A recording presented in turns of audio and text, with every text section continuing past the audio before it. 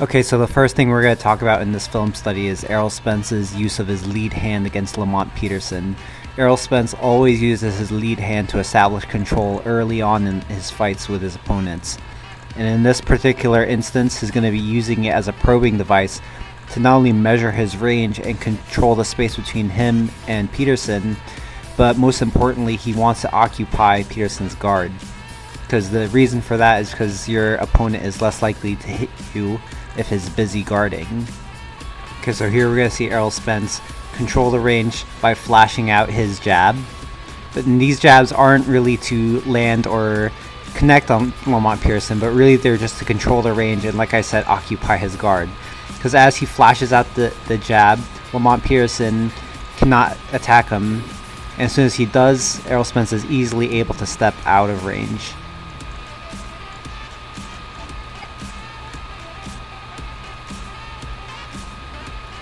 Here Errol Spence is going to use his jab to get inside of Lamont Peterson and then hold him just in time to land the left hand to the body. In this instance, we're going to see Errol Spence flash his jab to control the distance. He's going to flash that jab out like he has been doing.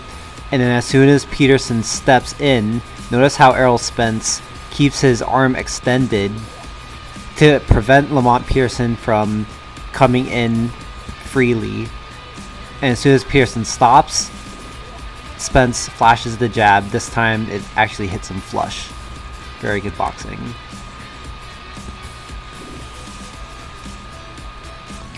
And just like I said previously, the lead hand is an excellent choice of a weapon to set up your power punches behind. And in this instance, Errol Spence recognizes that Peterson is stuck in a high guard defense.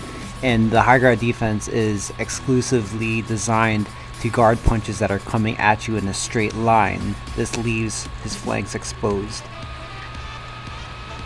So here we're going to see Spence flash the jab to get Peterson into the high guard and then land a left hook to the body and a right hook around the head.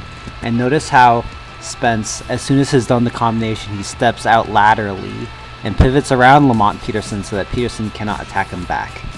Excellent boxing.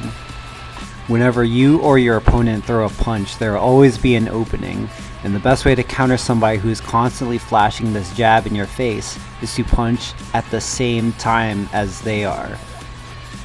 And this is because a smart fighter like Errol Spence Jr. will be very difficult to get off you if you do not do this. So here we're going to see Lamont Peterson throw the straight right hand as he times Errol Spence's jab there.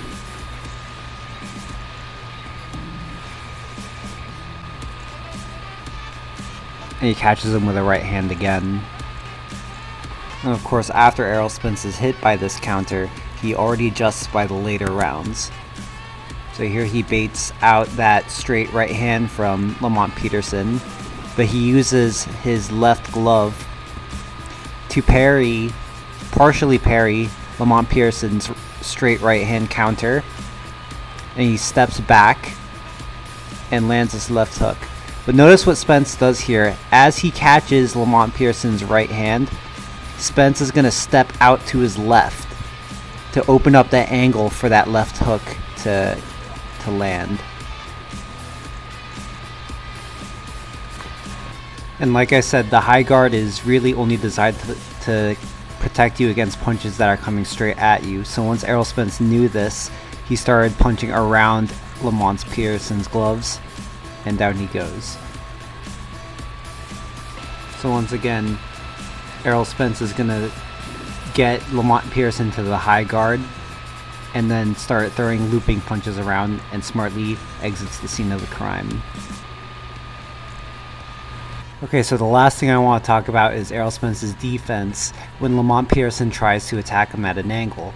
As Lamont Peterson attempts to attack Errol Spence at an angle, Spence does the right thing by stepping out of danger and circling away from Peterson, aka the same direction that Peterson is coming at him. You do not have to stand there and catch every single punch. It's very important to move your feet. Okay, so here we're going to see Lamont Peterson try to step over Errol Spence, but Errol Spence steps away and circles out to his left, completely neutralizing Lamont Peterson. And of course he keeps his hands up as well to stay defensively responsible. Very good.